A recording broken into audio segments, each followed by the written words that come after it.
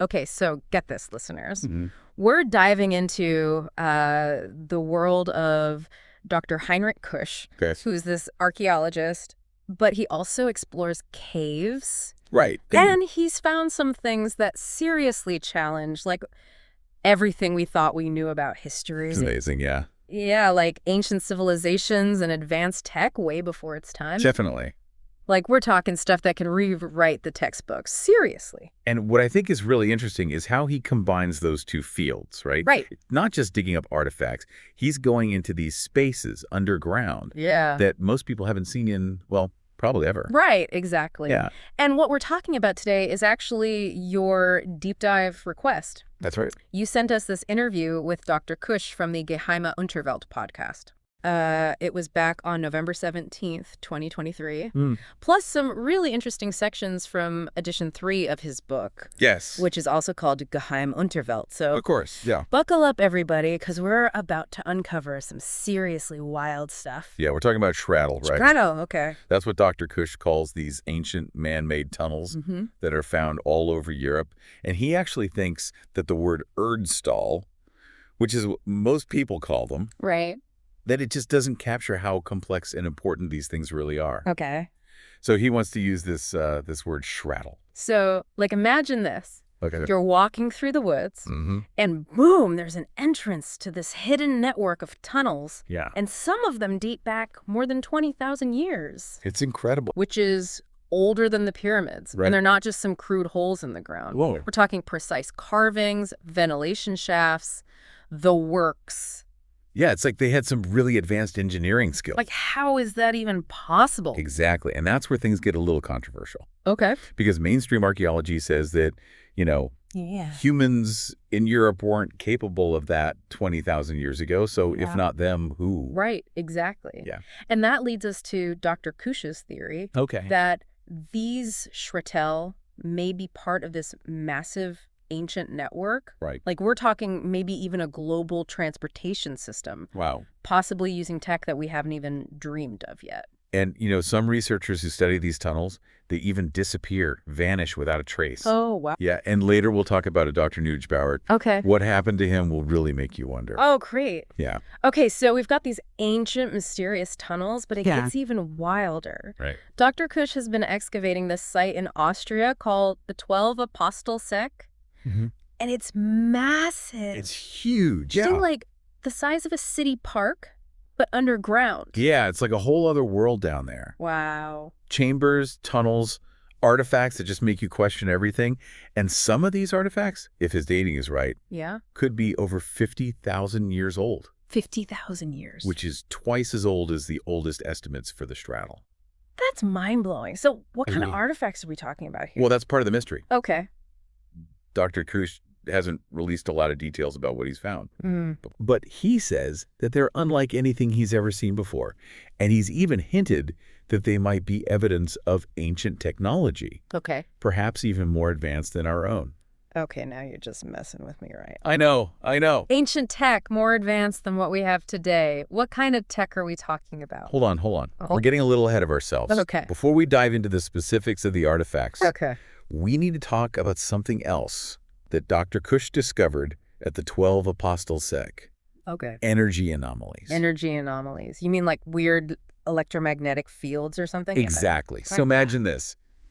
You're deep underground in this ancient complex, and suddenly the temperature spikes to 400 degrees Celsius. That's hot enough to melt lead. And that's what some researchers claim to have experienced at the 12 Apostel Sek. Really? Yeah, and that's not all. Okay. They've also reported magnetic fields so strong they could power a city, as Dr. Kusch puts it. Wow. And even these strange, unexplained winds. Okay, now that's just creepy. Yeah. It makes you wonder if this place is haunted or something. I know. But seriously, what could be causing these anomalies? Right, that's the million-dollar question, isn't it? Yeah. Dr. Kusch believes it could be residual energy from some kind of ancient technology. Perhaps even something connected to those Schraddle tunnels we talked about earlier. Whoa. Okay, so we've got potentially 50,000-year-old artifacts, energy anomalies that sound like something out of a sci-fi movie. And this vast underground complex that, like, seems to defy explanation. I know, right? This Dr. Kusch character is either onto something huge or he's got the most active imagination in the history of archaeology. I think so, too. But let's get back to those energy anomalies for a second. What kind of evidence do we have that they're even real? Right. Well, Dr. Kusch has released some reports based on readings taken at the site, and they show these significant fluctuations in temperature, electromagnetic fields, and air pressure. Okay, so there's something there, but what does it all mean? That's where things get really interesting, and we'll get into that right after the break. So we're talking about energy readings that are, like, way off the charts. Yeah, and nobody can really explain why. It's crazy. But he thinks it's connected to these straddle tunnels, right? He does, yeah. These ancient pathways that, like, might hold more secrets than we can imagine. Definitely. Okay, so before the break, we were talking about those energy anomalies at the 12 Apostol Sec, these crazy heat spikes and magnetic fields. Yeah. I gotta say, this is where my skeptical side starts to kick in a little bit. Okay, yeah. What kind of proof does Dr. Kusch actually have to back all this up? Has anybody else been able to replicate these findings? That's a great question. Yeah. And it gets to the heart of the controversy surrounding Dr. Kusch's work. Okay. He claims to have documented these anomalies, but so far he hasn't released enough data for other researchers to, independently verify his findings. And access to the 12 Apostol Sec site is pretty strictly controlled. Yeah. Which makes it tough for outside experts to conduct their own investigations. So we're kind of taking his word for it at this point. To some extent, yeah. Okay. But, that doesn't necessarily mean that his claims are false. Right. It just means we need more information, more data, and more independent verification before we can really draw any, definitive conclusions. Okay, fair enough. Yeah. But even if we assume, just for a moment, that these anomalies are real, how do they connect to the straddle tunnels? Like, what's the link? Right, and that's where Dr. Kusch's theories get really, really interesting. Okay. He believes that these tunnels weren't just used for transportation. Okay. But also for harnessing and channeling some kind of ancient energy. He suggests that the 12 Apostol Sec, with its, crazy network of tunnels and chambers, might have been a sort of power plant. A power plant? Maybe even a center for consciousness exploration. Consciousness exploration. Okay, now you're really blowing my mind here. I know, right? This is starting to sound less like archaeology and more like something out of Indiana Jones. I know, but here's where things get even wilder. Okay. Remember we were talking about researchers who disappeared while exploring these tunnels? Yeah, you mentioned a Dr. Neugebauer earlier. Exactly. So what happened to him? So Dr. Wolfgang Neugebauer was a university professor who was totally fascinated by the straddle tunnels. He'd studied ancient texts. And he believed that these tunnels were designed to resonate at specific sound frequencies. And that by recreating those frequencies, one could potentially unlock, hidden properties within the tunnels. Wow. Maybe even activate them as portals to other locations. Wait, portals? You mean like doorways to other dimensions or something? Well, Dr. Neugebauer didn't necessarily use the word dimensions. Okay. But he did believe that these tunnels could be used for more than just physical travel. Right.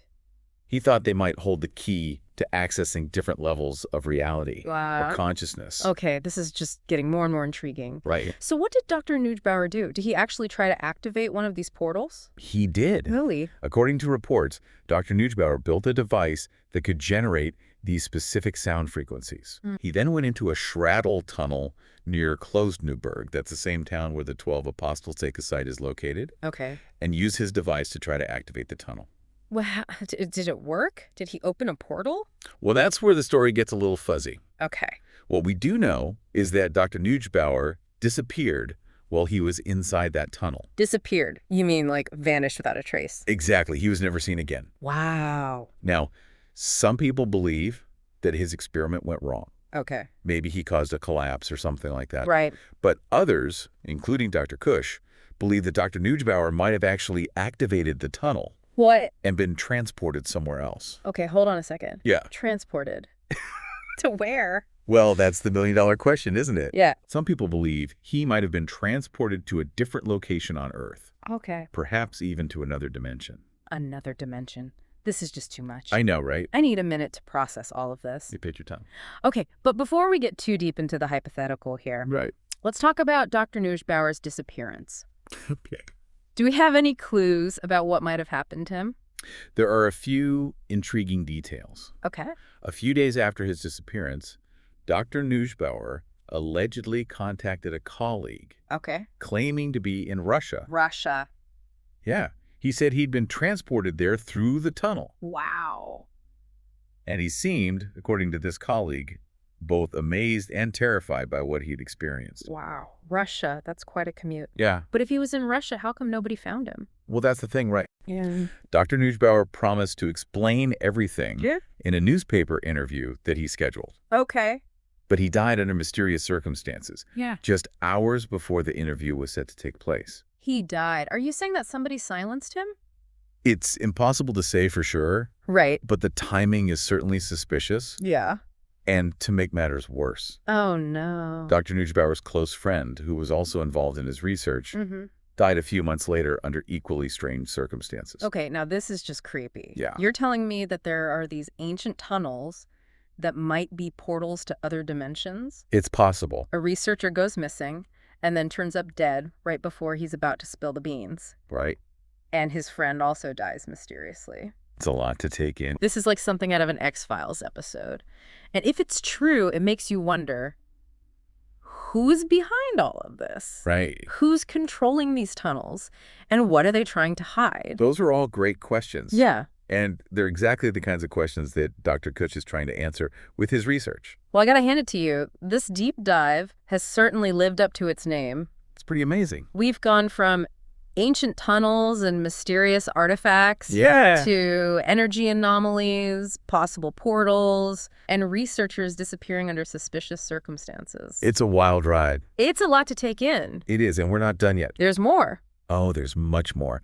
Remember those ancient scripts I mentioned earlier? Uh-huh. The ones that might rewrite history? Yeah. Well, we need to talk about those. Okay. Why some people don't want them deciphered. Okay, you've definitely got my attention. Great. Let's take a quick break and then dive into the world of ancient scripts and the mysteries they hold.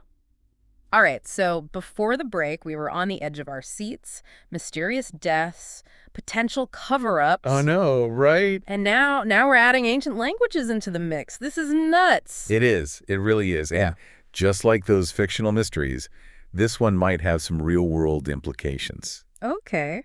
Yeah. Dr. Kusch has found what he calls the Vinaya and Danube scripts. Okay. And these could be some of the oldest writing ever discovered. Really? Older even than Sumerian cuneiform. Hold on, back up a bit. Okay. Sumerian cuneiform, I think I vaguely remember learning about that in school. Yeah. That was what, ancient Mesopotamia? Weren't they supposed to have invented writing? That's what we were taught. Right. But if Dr. Kusch is right, these Vinaya and Danube scripts could predate Sumerian cuneiform by thousands of years. Wow. Completely changing our understanding of, like, how language and civilization developed. So we could be talking about a whole new chapter in human history. Absolutely. We could be talking about rewriting the textbooks. Okay, this is huge. Yeah. But if these scripts are so important, why haven't we heard about them before? Wow. And why is it so hard to get them deciphered?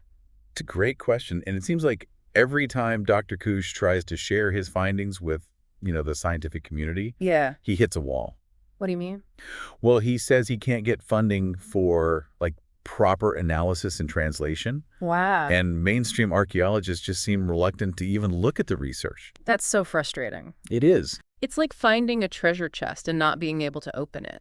I know. What's the holdup? Why is there so much resistance? Well, some people think these scripts are just, like, way too controversial. Okay. They challenge the established timeline of human history so drastically that it would mean rewriting a lot of textbooks. Right. And then there's the whole issue of what these scripts might actually say. Okay. What if they reveal something that makes us uncomfortable? Right. Something that challenges our fundamental beliefs about ourselves and our place in the universe. It's like that old saying, people see what they want to see. They get comfortable with a certain narrative. Right. And then anything that disrupts that narrative is immediately like dismissed or discredited. But we have to stay open to the possibility that we might be wrong. Absolutely. And the more we learn about these scripts, the more likely it seems that Dr. Kusch might be onto something truly remarkable. So what's next? What's being done to unravel these ancient languages? Has anyone tried to translate them? Well, Dr. Kusch brought in an expert in ancient languages Okay. from pretty prestigious organization, the Typographische Gesellschaft Austria. Mm-hmm. They were supposed to go to the 12 Apostelsec, examine the script firsthand, and then at the last minute, they backed out. Wait, seriously? No explanation. They just bailed Mm-hmm. after coming all this way. That's even more suspicious than the researchers disappearing. It makes you wonder if somebody, like, got to them or warned them off or maybe even threatened them. It does raise a lot of questions. Yeah, what's so dangerous about these scripts? What are they afraid of us finding out? Okay, so let's bring this all together. Yeah. We've got these ancient, like, intricately designed straddle tunnels, potentially a global network, Right. older than anything we can imagine. Yeah. We've got this massive, mysterious site called the 12 Apostelsec with its unexplained energy anomalies and artifacts that might be evidence of, like, mind-blowingly old advanced technology. Right. And then we have these ancient scripts potentially holding, like, the keys to rewriting human history. Yeah. But they're shrouded in secrecy and met with resistance at every turn. It's a lot. It really is a lot to wrap your head around. Yeah, it's almost too much to wrap your head around. It is. So where do we go from here? That's the big question, isn't it? Dr. Kusch is continuing his research, pushing forward despite, like, all these obstacles. He's determined to uncover the truth about these ancient mysteries. Right. And he believes that the answers we find could have, like, profound implications for humanity's future. Okay, I'm with you so far, but what does that actually mean for us, like the listeners, right now? This is all fascinating and everything, Right. but is there something we can do? Well, for one thing, we can keep asking questions. Okay.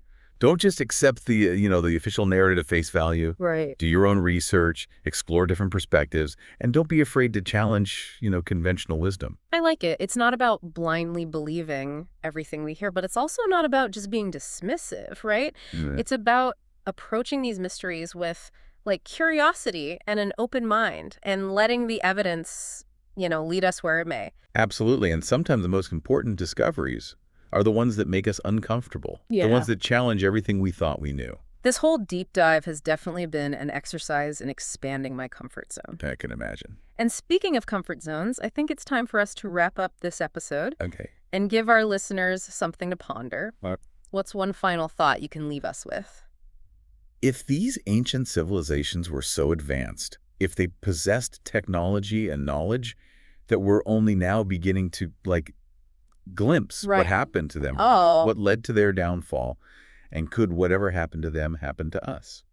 Now, those are some questions to ponder. Big thanks to you Thank you. and to our listeners for joining us on this incredible journey into the unknown. Yeah. Until next time, keep exploring.